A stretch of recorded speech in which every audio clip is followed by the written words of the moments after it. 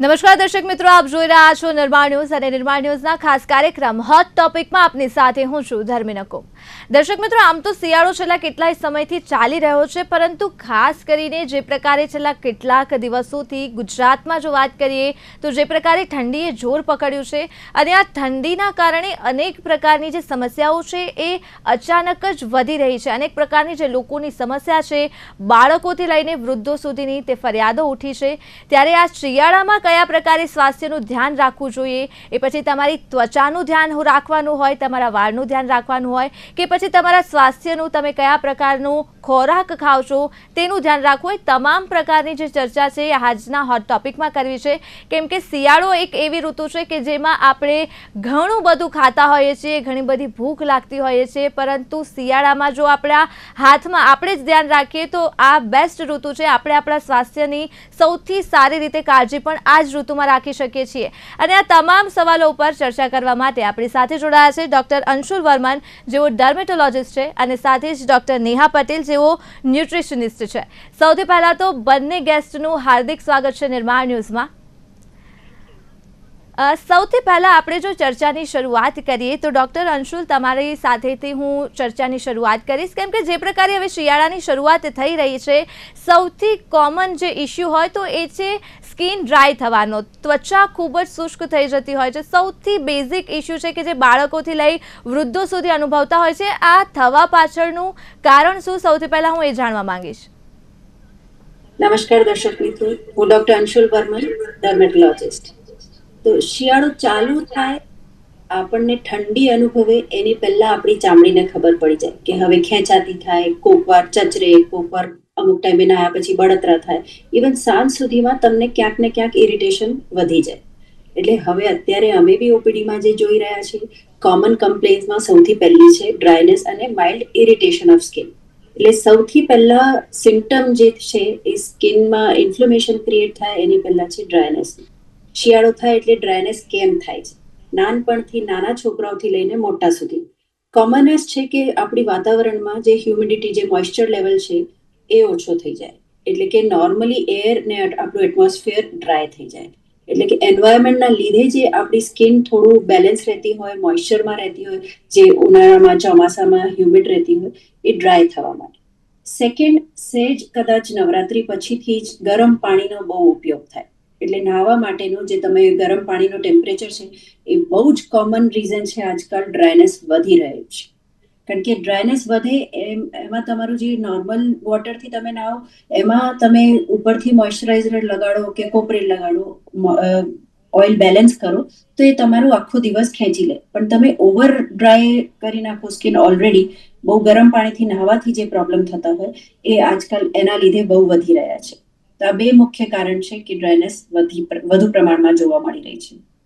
બિલકુલ ડોક્ટર, જો વાત કરીએ તો શિયાળામાં જે પ્રકારે હવે શરદી, તાવ, ઉધરસ એકદમ કોમન થઈ ગયું છે. એટલે શિયાળામાં સૌથી વધારે જો રોગ થતા હોય તો એ શિયાળામાં જ થતા હોય છે. અને ખાસ કરીને ત્યારે મારે આપની પાસેથી એ જાણવું છે કે આ ઋતુમાં જો લોકોએ પોતાની ઇમ્યુન સિસ્ટમ સ્ટ્રોંગ કરવી હોય તો કયા પ્રકારનું ડાયટ ફોલો કરવું જોઈએ? નમસ્કાર દર્શક મિત્રો, હું છું ડોક્ટર નેહા અને બહુ સરસ ક્વેશ્ચન છે. પહેલા સમજીએ કે આ ઇમ્યુનિટી ઓછી કેમ થાય છે અને શરદી તાવ આવે કેમ છે. શિયાળામાં શરીર ગરમી જાળવવા માટે ઉર્જા બચાવે છે અને જેના કારણે આપણી મેટાબોલિઝમ વીક થાય છે અને ડાયજેસ્ટિવ ફાયર એ પણ ઓછું થતું જાય છે, જેના લીધે ઇમ્યુનિટી ઓવરઓલ નીચે જાય છે. હવે જો આમાં આપણે ગરમ પછી મસાલાયુક્ત અને એન્ટીઓક્સિડન્ટ યુક્ત અગર ખોરાક લેવામાં આવે તો એનાથી આપણા WBC, જે બ્લડ રિપોર્ટ તમે કરાવો છો CBC પ્રોફાઇલ, એમાં WBC જે આપણા ફાઇટર સેલ્સ છે એનો વધારો કરીને આપણે બોડીમાં ઇન્ફ્લામેશનની સામે પણ રક્ષણ મેળવી શકીએ છીએ. અને આમાં આપણા વાયરસ જે ઇઝીલી આવી જાય છે, શરદી, ખાંસી, અસ્થમા જે બહુ ઇઝીલી શિયાળામાં થાય છે, એની સામે પણ આપણે ઉપાય લઈ શકીએ છીએ. બને ત્યાં સુધી જે ખેતરોમાં અત્યારે ઉગવા લાગે છે, જેમ કે લીલું લસણ છે, લીલી હળદર છે, આદુ છે, આ બધાનો સમાવેશ રેગ્યુલર બેઝ પર કરવો જોઈએ. અને સૌથી વધુ તમને અત્યારે હાલ ઇમ્યુનિટી સામે જો રક્ષણ આપી શકે તો એનું નામ આમળા છે. મેક્સિમમ તમે જોશો કે શિયાળામાં આમળાનો જ્યુસ પીવામાં આવે છે. એક આવું એક ડ્રિંક જો સવારમાં તૈયાર કરવામાં આવે જે મિક્સચર હોય છે, આ બધી લીલી હળદર છે, આમળા છે, આદુ, તુલસી, તો એનાથી તમારી ઇમ્યુનિટી પાવર પણ વધે છે અને તમે આગળ શરદી ખાંસી અગર કોઈ તમારી આસપાસમાં પણ હશે તો પણ તમારું બોડી પ્રોટેક્ટેડ થઈ જશે કે તમારા સુધી એ ઇન્ફેક્શન નહીં આવે. સો આ પ્રમાણેનો ગરમ ખોરાક ખાવામાં આવે તો ચોક્કસપણે તમને મદદ થઈ શકે છે. બિલકુલ ડૉક્ટર અંશુલ, એટલે જે પ્રકારે આપણે ચર્ચા કરી રહ્યા છીએ ખાસ કરીને ત્વચાને લઈને, તો એક સવાલ હંમેશા થતો હોય છે મોઇશ્ચરાઇઝરને લઈને. એટલે ઘણી વખત એવું કન્ફ્યુઝન થતું હોય છે કે ફેસ માટે અલગ વાપરવું જોઈએ, સ્કિન માટે, બાકીના બોડી માટે અલગ. અને સૌથી વધારે જો હું વાત કરું તો નારિયેળનું તેલ છે તેને લઈને અનેક પ્રકારની જે ડિબેટ છે વર્ષોથી થતી જ આવતી હોય છે. એટલે આજે તમે એ પણ જણાવો કે જે નારિયેળનું તેલ છે એ લગાડવું ફાયદાકારક છે કે નહીં, અને મોઇશ્ચરાઇઝર કયા પ્રકારે એપ્લાય કરવું જોઈએ. આગળ વધી રહ્યું છે એટલે ઓપ્શન્સ બહુ બધા છે.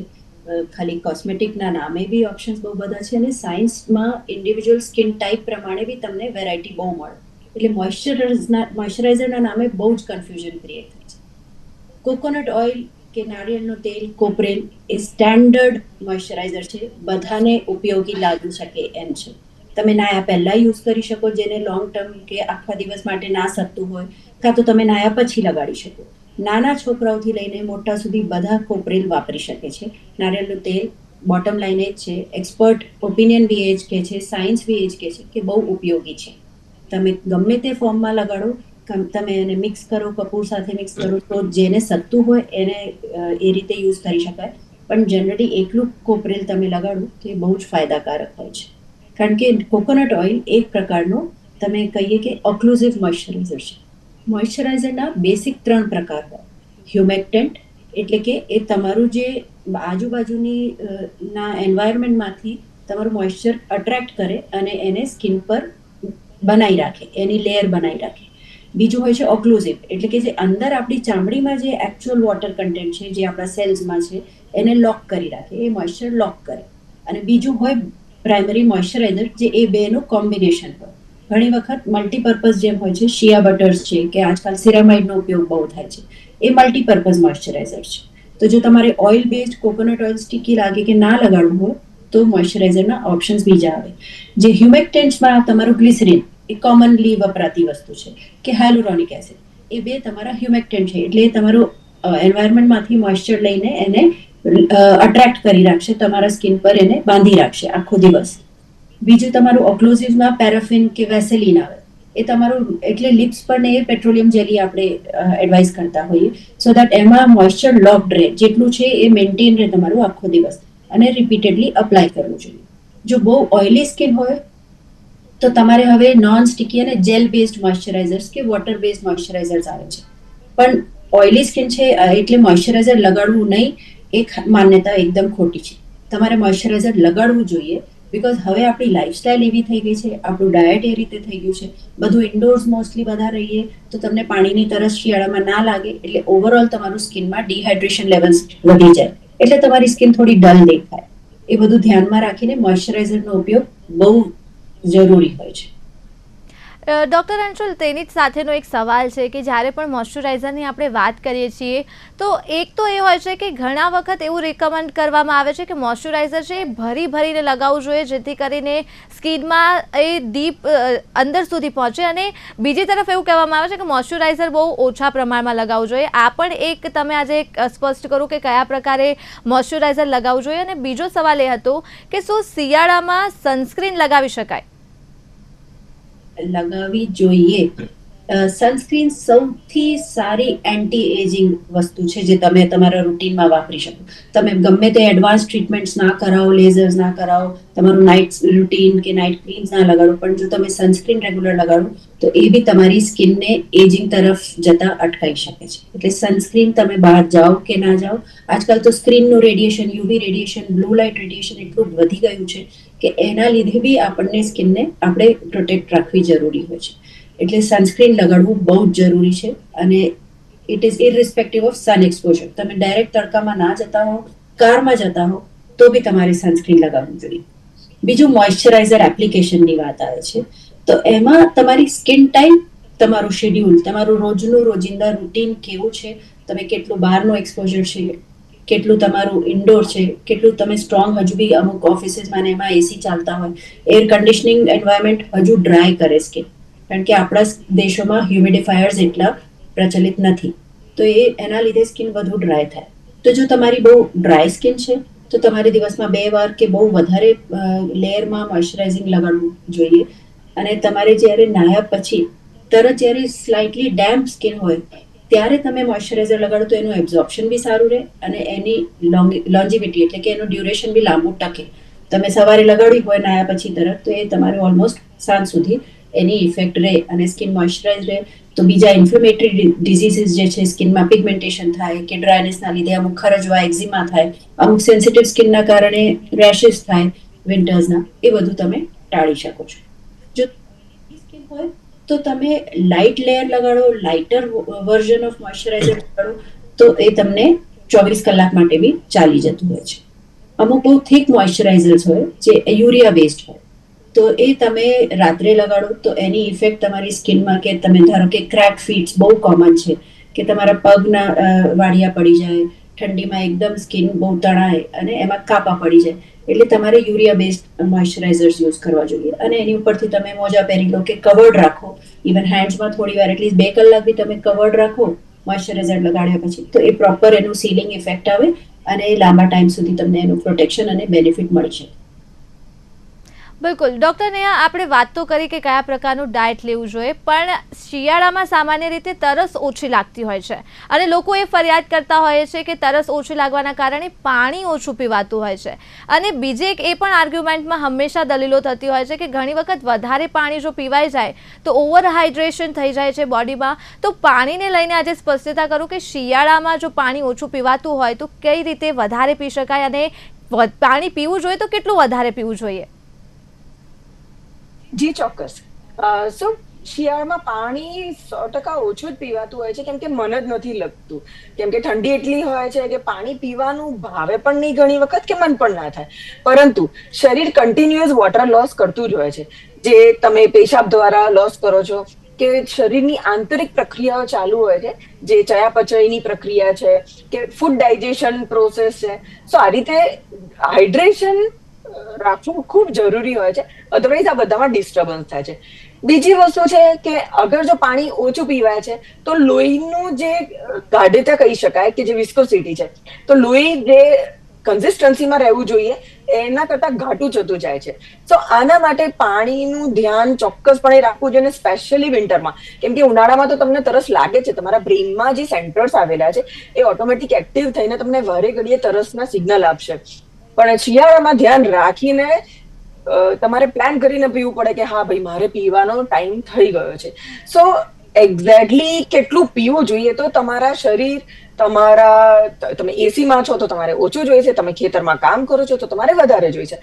પણ જ્યારે પાચન તમારું ધીમું થતું જાય છે શિયાળામાં, ત્યારે તમારે એ સમયે એ સમજવાનું છે કે જમીને તરત પાણી નથી પીવાનું, જમ્યા પહેલા અડધો ગ્લાસ પીવું જોઈએ.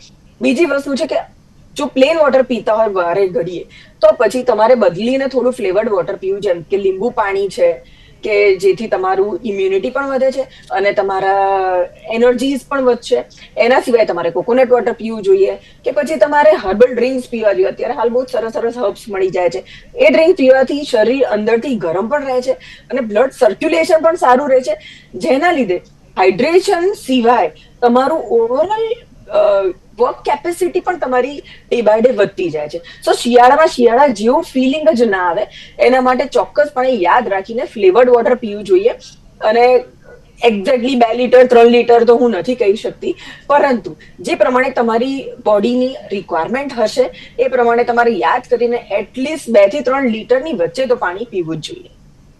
બિલકુલ ડૉક્ટરને આ હંમેશા એક પાણીને લઈને પણ એ જ આર્ગ્યુમેન્ટ થતી હોય છે કે સવારે જ્યારે ઉઠ્યા બાદ સીધું જ ઘણા લોકો એવા કહે છે કે ગરમ પાણી પીવું જોઈએ, ઘણા કહે છે કે ન પીવું જોઈએ, ચા કોફી પીવી જોઈએ કે ન પીવી જોઈએ. સવારે ઉઠ્યા બાદ સૌથી પહેલાં જો પેટમાં કઈ વસ્તુ જવી જોઈએ તેને લઈને હંમેશા આર્ગ્યુમેન્ટ થતી હોય છે. શિયાળાને જો ધ્યાનમાં રાખીને આપણે વાત કરીએ તો શિયાળામાં સૌથી પહેલાં ઉઠીને કઈ એવી લિક્વિડ છે અથવા તો ખાવાની વસ્તુ છે કે જે સૌથી પહેલાં માણસે કરવું જોઈએ? ઓકે, સો શિયાળામાં આખી રાત જ્યારે આપણે સૂતા હોઈએ ત્યારે ગટ એકદમ સ્ટેબલ થઈ ગયું હોય છે, એનર્જી એકદમ લો સ્પીડ પર હોય છે અને બધું જ માઇન્ડ શાંત થઈ ગયું હોય છે. હવે જ્યારે આપણે ઉઠીએ છીએ ત્યારે બોડીને એક કિક સ્ટાર્ટ આપવું જોઈએ, જેથી બોડીના બધા જ સેલ એકવાર શરૂ કરે દિવસનું કામ કરવાનું. So first thing should be very precise. Precise મતલબ કે તમે સીધું ચા કોફી પીશો તો એ તો તમારા બોડીમાં ટોક્સિન્સને રિલીઝ કરવામાં શરૂઆતમાં મદદ નહીં કરે, જે મોટે ભાગે ગુજરાતમાં જોવા મળે છે કે ઉઠીને સીધી ચા કોફીના પીણા લેવાય છે. તો સૌથી પહેલું હોવું જોઈએ એક વોર્મ વોટર, બહુ જ ગરમ પણ નહીં, બહુ ઠંડુ પણ નહીં. એ વોર્મ વોટર પીવાથી શરીરમાં તમારા સેલ્સ એક્ટિવ થવાની શરૂઆત કરશે અને જે પણ ક્રિયાઓ કરવાની છે દિવસ દરમિયાન એના માટે એ લોકો રેડી થશે. અને જો એ પાણીની અંદર થોડો લીંબુના રસ ઉમેરવામાં આવે તો ચોક્કસપણે તમારી ગટની લાઇનિંગ્સને એ પણ સારી રીતે ક્રિયા કરવા માંડે છે.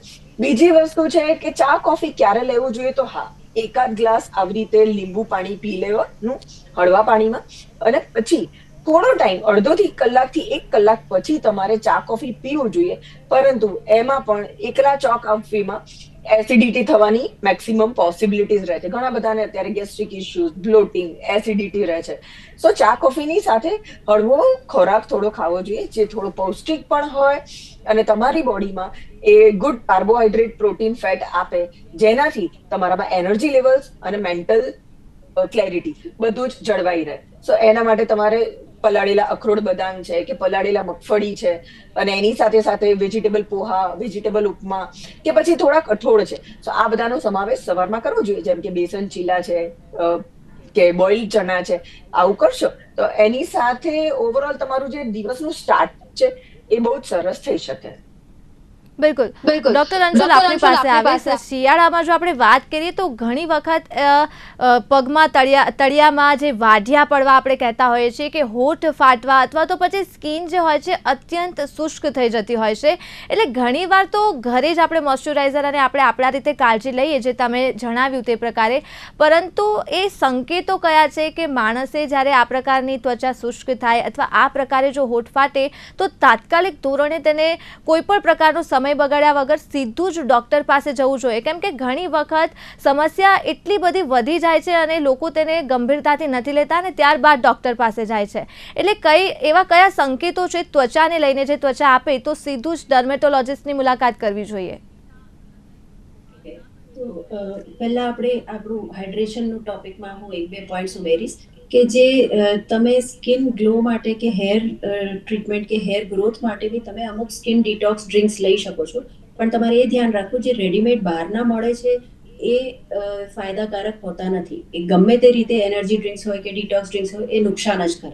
એટલે તમે જેટલું નેચરલ બનાવીને, જેમ કે ફુદીનો છે કે આદુ ફુદીનાવાળી વોર્મ વોટર છે, એવું કંઈ બી તમે લો કે ઇવન ગ્રીન ટી છે, એ બધું તમને, આમળાનો જ્યુસ છે, એ તમારું નેચરલ ડિટોક્સ છે અને એ સ્કિનમાં ગ્લો બી તમારું આપશે, તમારું સ્કિનનું હાઇડ્રેશન બી મેન્ટેન કરશે. આપણે સંકેતોની વાત કરીએ તો કે કયા પ્રકારના સંકેતો કે વોર્નિંગ સાઇન્સ છે કે તમારે ડૉક્ટરની સલાહ લેવી જરૂરી છે. તમારા ડર્મેટોલોજિસ્ટ પાસે ક્યારે જવું જોઈએ? તો પહેલું છે કે જે ડ્રાયનેસ ધીમે ધીમે વધતા તમે રાત્રે સૂઈ ના શકો, એટલી ઇચિંગ આવે કે આખા બોડીમાં, કે કોમનલી આ આપણે ઉંમરલાયક લોકોમાં જોતા હોઈએ કે વડીલોમાં જોતા હોઈએ કે પગના ઇવન ઢીંચણથી નીચેની જે સ્કિન છે પગની, એ બી તણાતી થાય, ક્રેક્સ પડતા થાય અને આખી રફ થઈ જાય. અમુક ટાઈમે એનાથી સિવિયર ત્યાં કાપા પડી જાય કે વાડિયામાં બી તમારે લોહી નીકળે કે પેન થાય ચાલતી વખતે કે રૂટીન એક્ટિવિટીઝ વખતે. આ સંકેતો છે કે તમારે ડર્મેટોલોજિસ્ટની સલાહ લેવી જોઈએ. બીજું, હેર માટે સડન હેરફોલ એકાદ અઠવાડિયું 10 દિવસ સુધીમાં અમુક ટાઈમે સિઝન ચેન્જમાં શક્ય હોય છે, પણ જો એ હેરફોલ વધતો જ જાય તો તમારે ડર્મેટોલોજિસ્ટની સલાહ લેવી જોઈએ. ડેન્ડ્રફ એ બહુ કોમન પ્રકાર છે, બહુ કોમન કમ્પ્લેન છે આજકાલ શિયાળામાં, અને હમણાંથી ફોર મલ્ટિપલ રીઝન્સ એ બહુ વધી ગયું છે. છતાંય જો તમારું ડેન્ડ્રફ સાધારણ એન્ટી ડેન્ડ્રફ શેમ્પૂઝથી કંટ્રોલ ના થાય, કે તમારે આજે સવારમાં શેમ્પૂ કર્યો તો બી સાંજથી માથામાં ખંજવાળ કે માથામાં ઝીણી ફોડકીઓ થવા લાગે, તો આ બધા સંકેતો છે કે તમારે ડર્મેટોલોજિસ્ટની સલાહ લેવી જોઈએ. પ્લસ તમારે જે એક્ઝિમા પ્રોન સ્કિન હોય, જેમને પહેલેથી ખબર છે, જેમ ઋતુ પ્રમાણે તમને અસ્થમા કે શ્વાસની તકલીફો વધે, એમ તમારી સ્કિનમાં અમુક રેશિસ કે અમુક ઇચિંગના ઇશ્યુઝ, અમુક એક્ઝિમાસના ઇશ્યુઝ વધી શકે છે. તો એની પહેલાથી તમારા સોરાયસિસ છે એ બધા અમુક ફ્લેરઅપ્સ થઈ શકે છે. તો એ ફ્લેરઅપ થાય એની પહેલા જ તમારે ડર્મેટોલોજિસ્ટની સલાહ લેવી, તો તમારું મેન્ટેનન્સ પ્રોપર પ્લાન થઈ શકે. બહુ ગરમ વસ્તુ ખાવાથી, બહુ બધી આ ફેસ્ટિવલ સિઝન છે તો જાત જાતની વાનગીઓ છે, ન્યૂ યર છે, ક્રિસમસ છે, સ્વીટ ઇન્ટેક વધી જવાથી સ્કિન રેશિસ, એક્ને બ્રેકઆઉટ્સ બહુ કોમન છે. હોર્મોનલ ડિસ્ટર્બન્સીસના લીધે એક્ને બહુ કોમન છે. એટલે એ બધા જે પ્રોબ્લેમ્સ થાય એ ખાલી શિયાળા પૂરતા નથી. એ તમારું સ્કિનમાં ઇન્ફ્લેમેશન થઈ રહ્યું છે, એનાથી ડેમેજ થઈ રહી છે, એ દર્શાવે છે. તો ત્યારે તમારે ડર્મેટોલોજિસ્ટની અચૂક સલાહ લેવી જોઈએ. બિલકુલ. અને ખાસ કરીને ડૉક્ટર અંશુલ, ત્વચા અને વાળને લઈને જો આપણે વાત કરીએ તો અત્યારે એટલા અલગ અલગ પ્રોડક્ટ્સ હોય છે, ફેસ વોશ હોય, બોડી વોશ હોય, હેર માટે તો અગણિત પ્રોડક્ટ્સ છે, સાથે જ સીરમ હોય, ટોનર હોય, સ્કિન્સ માટે પણ એટલી પ્રોડક્ટ્સ છે. એટલે શિયાળામાં ખાસ કરીને શું તમે રિકમેન્ડ કરો છો કે આ પર્ટિક્યુલર જે બધી પ્રોડક્ટ્સ છે એમાંથી કયા પ્રકારની કેટલી પ્રોડક્ટ્સની ખરેખર જરૂરિયાત છે, અથવા તો કેટલી પ્રોડક્ટ છે માત્ર કોસ્મેટિક ઇન્ડસ્ટ્રીઝ જે છે એ કહેવાય ને કે એક જરૂરિયાત ઊભી કરીને પછી તેનું વેચાણ કરે છે, એટલે એવી કેટલી પ્રોડક્ટ છે ને ખરેખર એવી કઈ પ્રોડક્ટ છે કે જેનું સાચેમાં શિયાળામાં ઉપયોગ કરવો જોઈએ? સૌથી અગત્યનું જે હોય તો તમારું એક રેગ્યુલર ફેસ વોશ હોય, જે તમે હવે બહુ સ્ટ્રોંગ ફોમી કે એક્સ્ટ્રા ઓઇલ ડિપ્લીટિંગ કે એક્સફોલિએટિંગ ફેસ વોશ જે તમે સમરમાં કે ઉનાળામાં ચોમાસામાં યુઝ કરતા હતા એની જરૂર નથી. તમે માઇલ્ડ ક્લેન્ઝર્સમાં શિફ્ટ થઈ શકો છો. તમારું બેસિક મોઇશ્ચરાઇઝર હોય તમારા શેડ્યુલને સ્કિન ટાઈપ પ્રમાણે, અને સનસ્ક્રીન. આ બેસિક સ્કિન કેર છે, આટલું તમારે જરૂરી છે. હવે આપણે એમ કહેવાય છે, પહેલા CTM રેજીમ કહેવાતી હતી, ક્લેન્ઝિંગ, ટોનિંગ, મોઇશ્ચરાઇઝિંગ. હવે ટોનિંગની જરૂર નથી, એ બધું ફેન્સી સ્ટફ છે, you can get read of it. એટલે એ તમે ના વાપરો તો ચાલે. પણ તમારું ક્લેન્ઝિંગ, મોઇશ્ચરાઇઝિંગ અને પ્રોટેક્શન એટલે CTMP છે. તો તમારે ક્લેન્ઝિંગ થશે, મોઇશ્ચરાઇઝિંગ થશે, પ્રોટેક્શન થશે. પ્રોટેક્શન તમારું સનસ્ક્રીનથી થશે. અને એના પછી જો તમારે કંઈક એક્ટિવ સ્કિન કન્સર્ન્સ હોય, જેમ કે રિંકલ્સ છે કે ડલનેસ છે, કે એનું જે બી ટ્રીટમેન્ટ કરવું હોય એ તમારી ડર્મેટોલોજિસ્ટની સલાહ પ્રમાણે તમારા શેડ્યુલમાં ફિક્સ કરી શકો છો. શિયાળામાં ખાસ કરીને જેટલા ઓછામાં ઓછા પ્રોડક્ટ્સ તમે વાપરો એ તમારા સ્કિન માટે સારું છે. કારણ કે ઇન્ટરનલી તમે એટલું ડાયટમાં અને વેધર રિલેટેડ જે હાઇડ્રેશન સાથે તમે એને ડિટોક્સ ડ્રિંક સાથે જે ગ્લો લાવી શકો એ એક્સટર્નલ પ્રોડક્ટ્સથી નહીં મળી શકે. બીજું, તમારું એક્સફોલિએશન બહુ ઓછું કરી દેવાનું. જો તમારું જાતે કેમિકલ પીલ્સ કરતા હો કે સ્ક્રબ્સ ને એવું કરતા હો તો એની ફ્રીક્વન્સી બહુ જ ઘટાડી દેવાની, અથવા તો 2 મહિના માટે અવોઇડ કરી દેવાનું. તમારા ન્યૂ યર પાર્ટીઝમાં કે મેકઅપ વિશે ધ્યાન રાખવું જોઈએ કે તમે જે મેકઅપ રિમૂવર્સ યુઝ કરો એના પછી એને મોઇશ્ચરાઇઝર કે સીલ કરવું બહુ જરૂરી છે. તો આ રીતે આટલા બધા પ્રોડક્ટ્સમાંથી તમે વિચારી સમજીને તમારા સ્કિન પ્રમાણે અને તમારી ડર્મેટોલોજિસ્ટની સલાહ પ્રમાણે તમે વિન્ટરનું શેડ્યુલ તમારું આખું ઉનાળા કરતાં જુદું જ હોય છે. તમે સેમ બધું કેરી ના કરી શકો.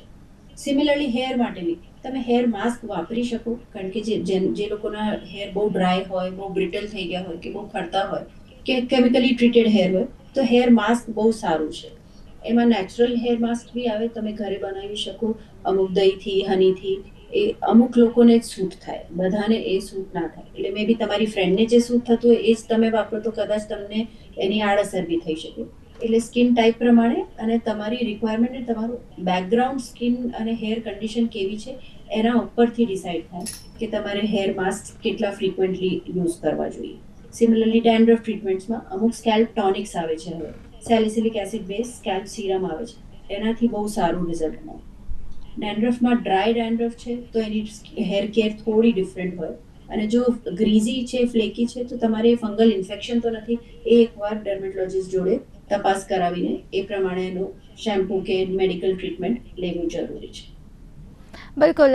અંતે એક સવાલ એ રહે છે કે હંમેશા એ પછી આપણા ન્યુટ્રિશન માટેની વાત કરતા હોય કે સ્કિન માટેની વાત કરતા હોય, હંમેશા એક સવાલ એ ઉઠતો હોય છે, એક્સક્યુઝ એ હોય છે કે બિઝી લાઇફસ્ટાઇલ છે એટલે અમે ધ્યાન નથી આપી શકતા. એ પછી સ્કિન હોય કે અમારું ડાયટ હોય.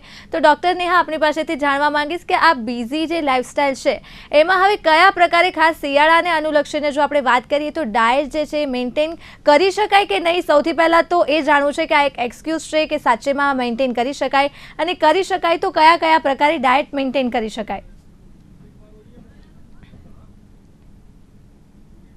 જી, શિયાળામાં અગર જો બાકી બધું કરી શકાતું હોય તો ડાયટ મેન્ટેન કેમ ના કરી શકાય? ઇવન શિયાળામાં ઈઝી થઈ જાય છે ઘણું બધું. જ્યારે આપણે શિયાળાનો સમય એવો છે કે જે આપણને મૂડ એન્હાન્સમેન્ટ માટે વધારે પડતું ઇફેક્ટિવ હોય છે. સો આમાં તમારે દિવસની શરૂઆત તો મેં હમણાં તમને જેમ કીધું લીંબુ પાણી કે પછી આવી રીતે ડિટોક્સ ડ્રિંક છે કે જેમાં આદુ, લીલી હળદર છે, આમળાનો જ્યુસ છે, આ બધાનું એક લાઇટ ડ્રિંક બનાવી શકાય, યા તો કોઈ હર્બલ ટી થી શરૂ કરી શકો છો. એના સિવાય મેં જેમ સમજાવ્યું કે નટ્સ છે, સીડ્સ છે, કે પછી સવારે એક થોડો હળવો નાસ્તાથી શરૂઆત કરીને આપણે મિડ મોર્નિંગમાં જેમ કે 11 વાગ્યાની આજુબાજુ એક થોડુંક તમે એકાદ નાનું ફ્રૂટ લઈ શકો છો કે કોકોનટ વોટર જેવી ડ્રિંકનો પણ સમાવેશ કરી શકો, જેનાથી હાઇડ્રેશન પણ થશે અને ઓવરઓલ બોડીમાં મોર્નિંગ એનર્જીસ પણ એકદમ બુસ્ટર થઈ જશે. એના પછી લંચ ટાઈમ પર તમે અલગ અલગ જે કાચા વેજીટેબલ્સ છે એનું સેલાડ લઈ શકો છો શરૂઆતમાં. એના પછી તમે સેલાડ ખાધા પછી તમે છાશ કે દહીં ઉમેરી શકો, જેથી ગુડ ગટ બેક્ટેરિયા વધી જશે અને તમારી બોડીમાં ઓવરઓલ જે ગટમાં જેટલી બી રિએક્શન થવાની છે બધાને હેલ્પ મળી જશે. એની સાથે સાથે તમે મિલેટ્સ કે પછી રાઈસ છે કે દાળ છે એનો સમાવેશ કરી શકો છો, જેમ કે લીલા અત્યારે હાલ ઘણા બધા ભાજી આવી રહ્યા છે એને પણ ઉમેરી શકો છો. સાંજ પડતા અગર જો ભૂખ લાગતી હોય તો તમે થોડા શેકેલા શીંગ ચણા છે, મખાના છે, આવાનો ઉપયોગ કરી શકો છો. અને રાતનું ભોજન થોડું હળવું હોવું જોઈએ, જેમાં એક સિમ્પલ સૂપ બનાવો જેમાં બહુ વાર પણ નથી લાગતી. કુકરમાં 1 થી 2 વેજીટેબલ્સ અને થોડાક આદુ લસણ કે નાખીને સોલ્ટ અને પેપર વાળું એક સિમ્પલ સૂપ બનાવીને શરૂઆત કરી શકો, જેની સાથે તમે ખીચડી કે આનો ઉમેરીને તમે એક દિવસની કમ્પ્લીટ ઈઝી વે થી શરૂઆત કરી શકો છો. જી બિલકુલ, ખૂબ ખૂબ આભાર આપ બંને એક્સપર્ટનો અમારી સાથે જોડાવા બદલ અને ખૂબ જ સુંદર ચર્ચા કરવા બદલ. ફરી એક વખત ડૉક્ટર અંશુલ, ડૉક્ટર નેહા, આપ બંનેનો ખૂબ ખૂબ આભાર. તો દર્શક મિત્રો, હોટ ટોપિકમાં આજે જે પ્રકારે ચર્ચા કરી છે, હાલ શિયાળાની ઋતુ ચાલી રહી છે, આશા રાખીએ કે આપ પણ ઘરે બેસી અને આપના સ્વાસ્થ્યની પૂરતી તકેદારી રાખો અને જોતા રહો નિર્માણ ન્યૂઝ. નમસ્કાર.